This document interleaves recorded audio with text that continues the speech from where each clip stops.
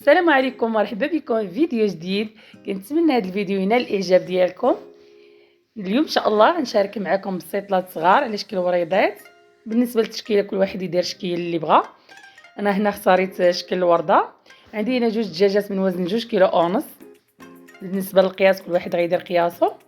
وعندي بالنسبه للعطريه الابزار، سكينجبير، تحميره، عندي الخرقوم بلدي، وعندي القرفه، جوج دويمات صغار ديال الزعفران، وكاس زيت روميه، وكاس نص كاس ديال زيت بلديه. بالنسبه للوز انا خديت هنا كيلو اللي حمرته بالقشور ديالو، وخديت كيلو ديال البصله شلت على شكل رقيق. اول حاجه ناخذ الزعفران، ناخذ جوج معالق صغار من الزعفران. صراحه هاد البسيطات كيجيو زوينين بزاف، كنتمنى تجربوهم تردوا عليه في لي كومونتير. وغنزيد عليهم جوج معالق صغار ديال السكينجبير،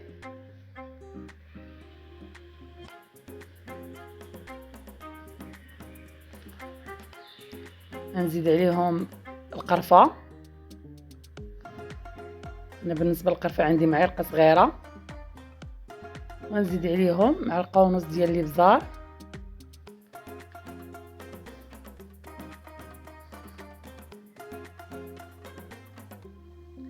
بالنسبه للتحميره ناخذ جوج معالق صغار.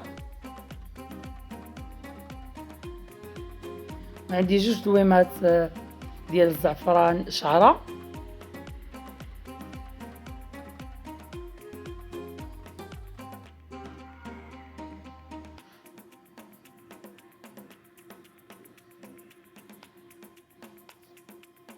نزيد عليهم نص كميه ديال القزبر والمعدنوس اللي قطعتها على شكل رقيق.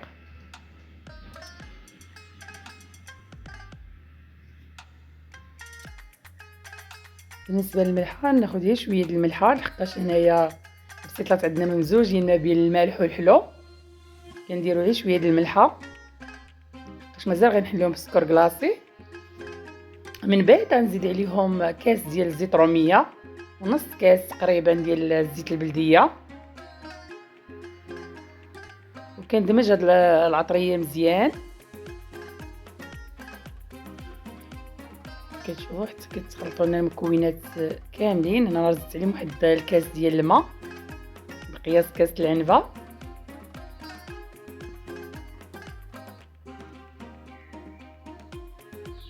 من بعد غنتبل هاد الدجاج كامل اللي عندي. يمكن لكم ديروه يعني في الثلاجه قبل يبات ليله قبل حتى كيشرب ديك العطريه مزيان. بالنسبه للدجاج يعني عطرته من نهارو، طيبته من نهارو. بعد ما عطرت هاد او تبلت هاد الدجاج كامل نديرو في الطنجره.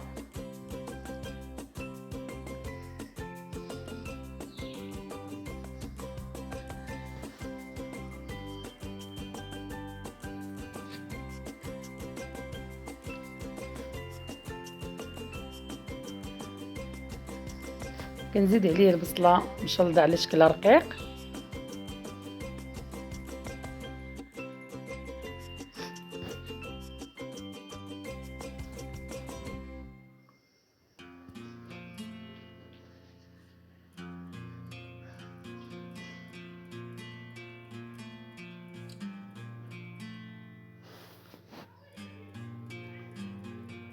غنزيد عليه ديك لاصوص ديال العطريه اللي بقات شايطه لينا من الفوق، وما كنزيدش عليه نقطه الماء، فقط ديك البصله هي كتطلق لنا الماء، وكيبقى يجي داك الدجاج مدغمر ومعسل.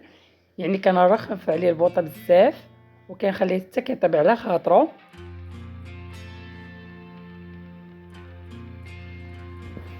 كيف كتشوفوا هنايا راه ما زدتش عليه نهائيا الماء، وفقط ديك البصله وديك التتبيله ديال العطريه هي بوحدها اللي طلقت لنا هذا الماء. بالنسبه للبيض عندي 10 البيضات هنا. ما نبغيش نكثر البيض بزاف، يعني كنبغي القوام الاخر تكون غالبه ديال الدجاج واللوز. يعني انا درت 10 البيضات كافيين.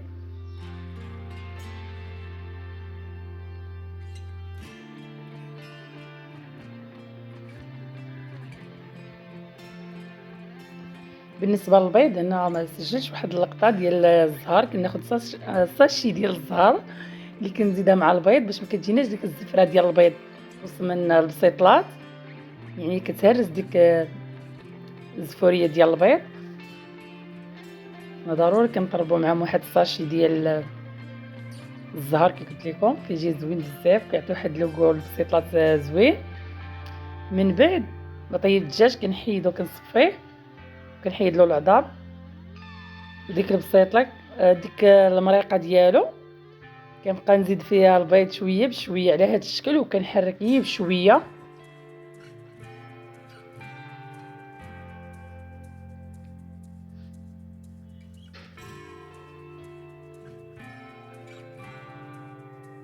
ضروري نبقاو نحركو، يعني تحرك بشكل مستمر. كنبقى نحرك حتى كيتختار لينا داك البيض. تشوفوا بعد ما طاب مزيان البيض كنحطو في واحد الصفايه، كنحتفظ بداك المرق ديالو. هنا زدت نص كميه ديال اللوز ونص الكميه الاخرى، كنزيد مع داك المرق اللي تصفى لينا من البيض، كنخلطهم مزيان باش كتجينا يعني البسيطات كيجيونا معلكين كيجيوش ناشفين. نزيد داك اللوز مع الدجاج وكنزيد عليه السكر كلاصي. بالنسبه للسكر كلاصي هنا كل واحد يدير قياسو. من بعد كنزيد عليهم هذاك البيض معدوم تصفى مزيان. كناخذ الورقه كندهنها ضروري بالزيت،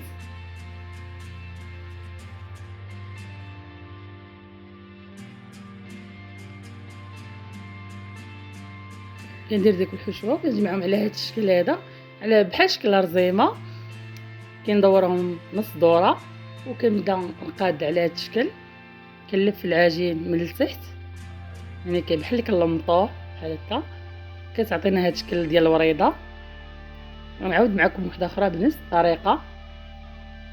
بالنسبه للورقه ضروري يعني جهه الحرشه تنديروها من الداخل وجهه رطبه تنديروها من التحت. كندهنوا بالزيت وكنديروا الحشوه لداخل، واخا تقبلينا يعني الورقه لحقاش كنعاودوا نضوبلوها، يعني كنعاودوا نلفوها من التحت بالورقه. بنفس الطريقه نبقى حتى نكمل باقي الورق اللي عندي مع الحشوه.